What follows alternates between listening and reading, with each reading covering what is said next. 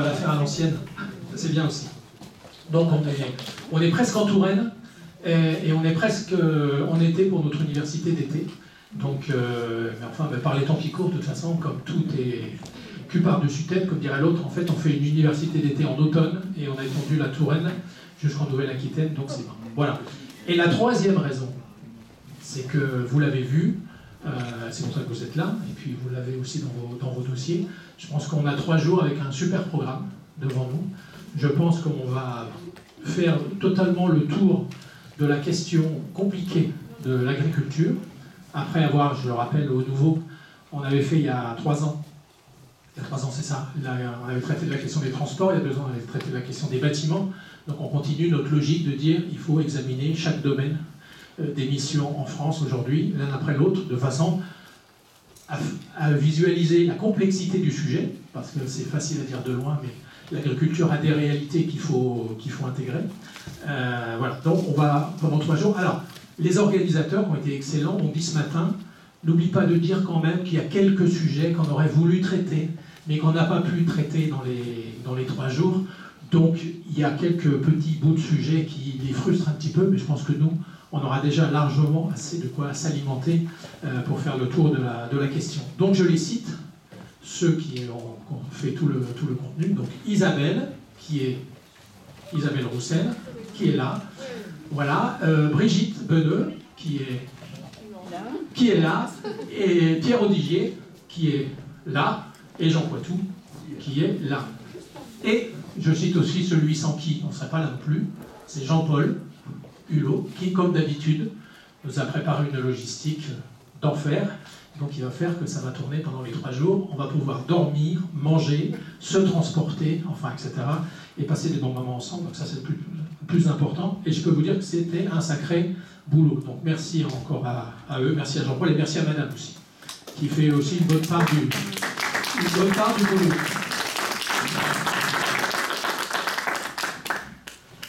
Alors, on a une actualité un peu chargée en ce moment, un peu riche, on va dire. On va pas dire chargée, on va dire riche, parce que tout ça c'est positif. Et on a un moment où il se passe beaucoup de choses. Je ne sais pas si la présidentielle à venir est la raison, mais en tous les cas, il y a beaucoup d'actualités sur les sujets du climat.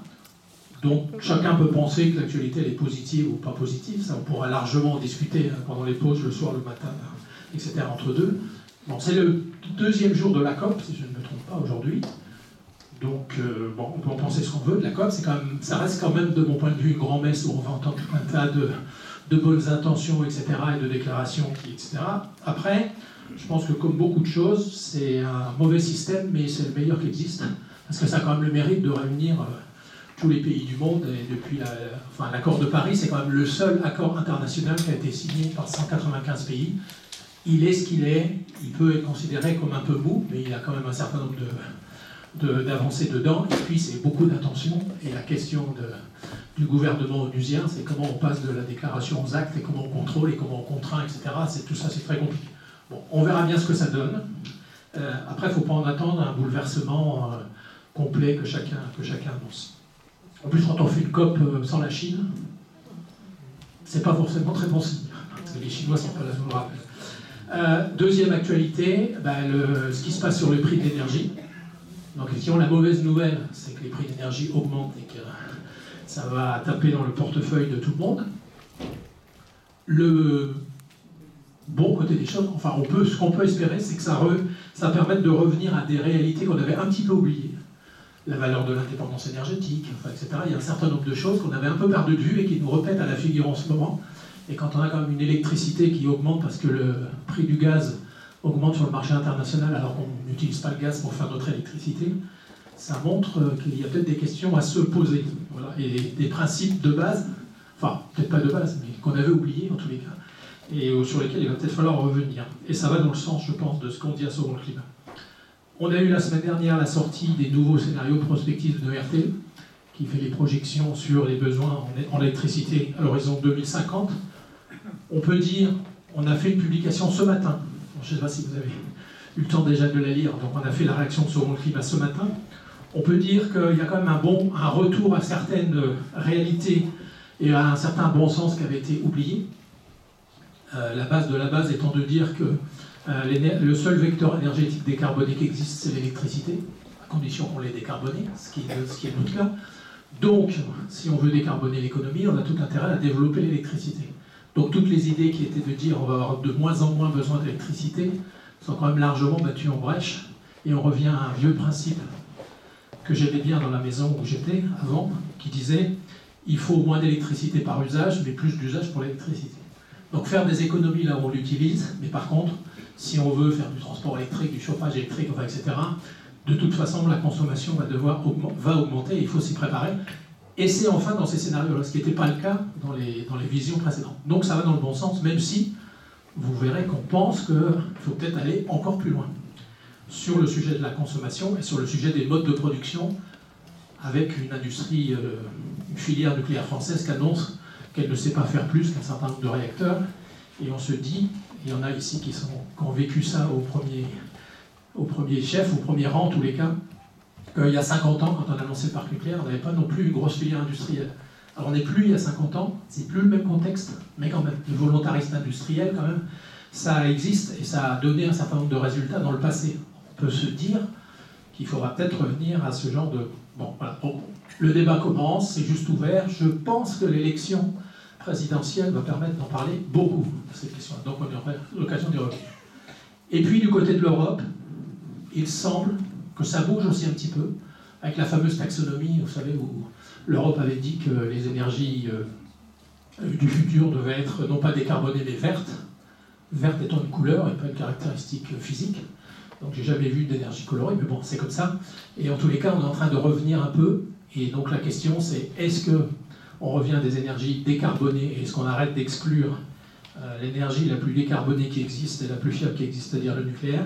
On est en train de revenir là-dessus. Et l'Europe est en train de bouger. Après, c'est compliqué, il y a le trilogue, le machin, le dialogue, etc. Donc on n'y est pas encore, mais il semble que les choses bougent un petit peu là-dessus et ça va dans un sens qui nous va plutôt bien. Voilà, donc on a beaucoup à dire là-dessus, on va pouvoir en parler beaucoup en dehors, mais notre sujet, là, ça va être l'agriculture. On est en train de préparer pour la fin de l'année, c'est la dernière info que je vous donne, un livre blanc qui sera la contribution de Sauvons le climat pour le débat sur la présidentielle. Vous avez vu que depuis quelques années, depuis 2-3 ans, on a sorti des livrets. On en a sorti 2 récemment, un sous la coupe, sous la plume brillante et engagée de Claude Gendron, ici présent, sur quelles sont les bonnes pratiques individuelles pour aller dans le sens de sauver le climat, qui est sorti en début d'été. Et le deuxième, sous la plume brillante aussi de Jean-Louis Bobin, qui est là, il est là-bas, pas tout seul.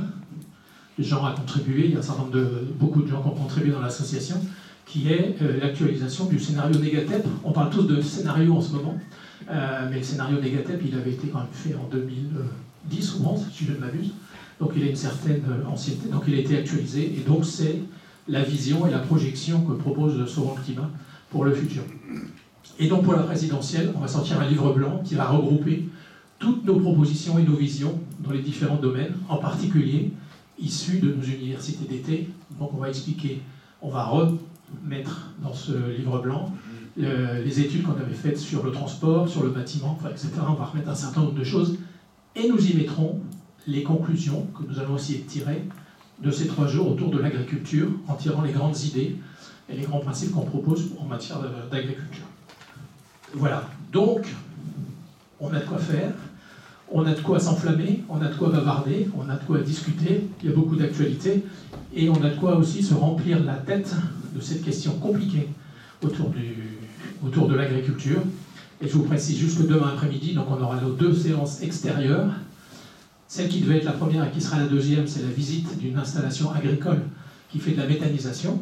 Donc ils nous expliqueront pourquoi ils font de la méthanisation, qu'est-ce qui les amène à faire de la méthanisation, ce que ça leur apporte, comment ils sont organisés, etc., etc. De façon à répondre concrètement à toutes les questions. Et la séquence qui devait être la seconde et qui sera finalement la première, c'est la visite de Stéphane Le Foll, donc qui est ancien ministre de l'Agriculture et qui viendra nous donner sa vision d'ensemble de la question de l'agriculture. Et je tiens à souligner que on a beaucoup craint sa défection, parce qu'on sait qu'il est très très occupé. Il a eu une actualité chargée ces temps derniers, qui s'est conclue il y a une semaine, puisque vous savez qu'il était engagé dans l'élection présidentielle, ou dans la primaire en tous les cas.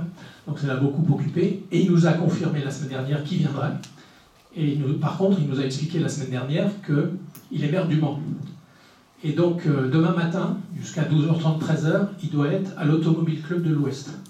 Donc, au Mans, l'Automobile Club de l'Ouest, c'est sacré. Donc, il n'est pas question de rater ça. Donc, jusqu'à 13h, il est au Mans. Et il se trouve qu'à 18h, il y a l'ancien président de la République, dont il était le ministre, qui vient dans sa ville du Mans pour dédicacer son livre. Donc, il doit y être aussi, parce que il est ancien. Donc, à 18h, il est à nouveau au Mans.